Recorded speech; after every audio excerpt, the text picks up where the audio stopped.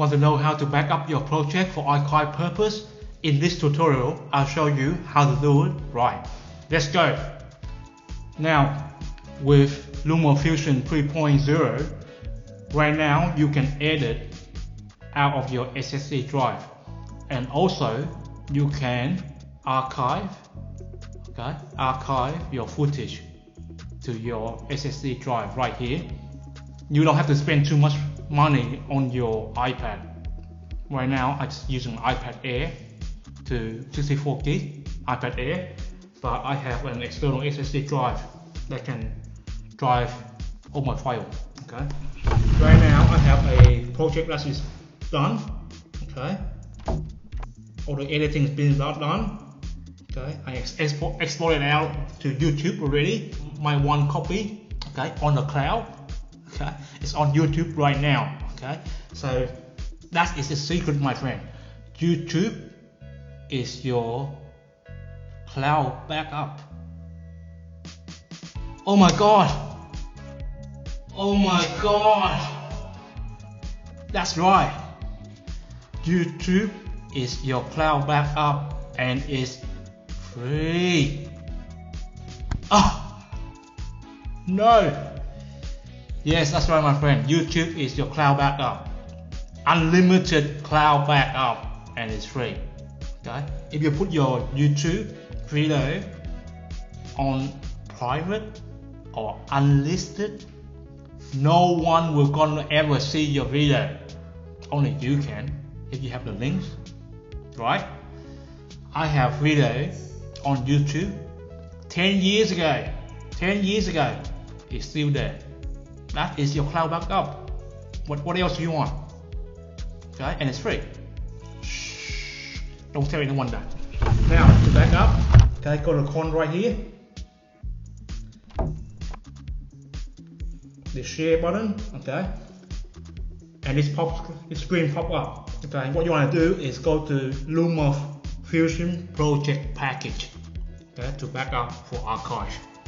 Tap on that, and it'll ask you, do you want to share iOS, okay, your iPad, okay? No, I want to add in a file, okay? So drag it on the file, boom, right there, click out. Okay, so the file are my SSD. I'm gonna archive to my SSD drive. Export it out, archive to my iPad.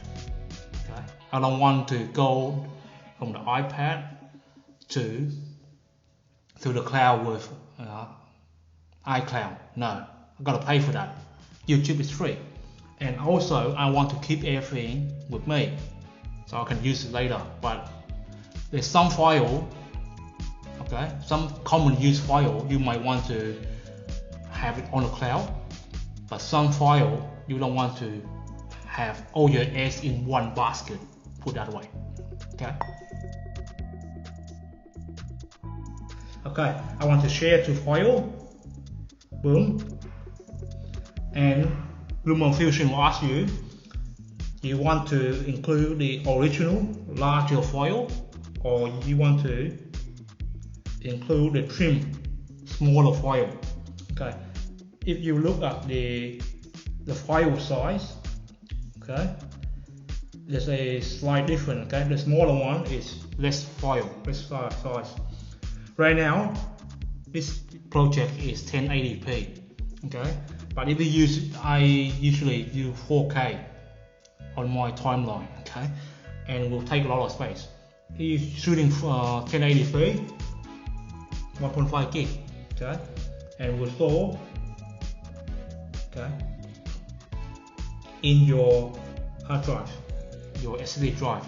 Okay, you decide, okay, which one is available to you. Okay, the original, they'll get all the media, okay, from that project and get the full length. Okay, so you want to change back, come back and change it later, which I hardly do. Okay, once I'm done with the project, it's done, it's gone, finished, game over. I don't want to touch it anymore. Up on YouTube, cloud storage. This is my archive footage. Done. Do with it anymore. Okay. So usually what I do for me personally, okay, I use the trim So all the cutting is being done, and the trimming you can get around 2 seconds on each side of the clips of the media, so you can still play around with it, okay? But it's been cut 2 seconds on each side of that in point out point. Okay, keep that in mind. Okay, so are you concerned about your original footage, or you concerned about the file size? But also I keep the raw project file or the media as well, so that's why I use the trimmed version. Okay, I don't go and delete my original. I don't never do that. I never delete my original footage. Never. Okay, 10 years of been shooting, I never delete anything. Okay, that is part of your memory, my friend. Why delete it? If you press on the arrow again, it will take a long time. Okay, so do this when you don't want to use your iPad for something else overnight or something like that. Okay, and I have a screenshot here of the pre-finished product. Okay, it will come out like that, right? The zip file. Okay, that's the finished product. Okay, so once you're done, okay, project upload completed, has been uploaded to file. Okay, so you can certainly archive to this. Okay, and that's the zip file, and it's 10 gig. Okay, I told you, I'm shooting 4K, so 10 gig of memory. Zip file. Now I'm going to show you how to import it back. Okay, all those files back to Lumafusion. Okay, the plus sign here, boom. Go to arrow, import project source from file. So wherever you want to put it in, that's where you're gonna find it from. Okay, so that's how you do it. Okay, so so this is my T drive.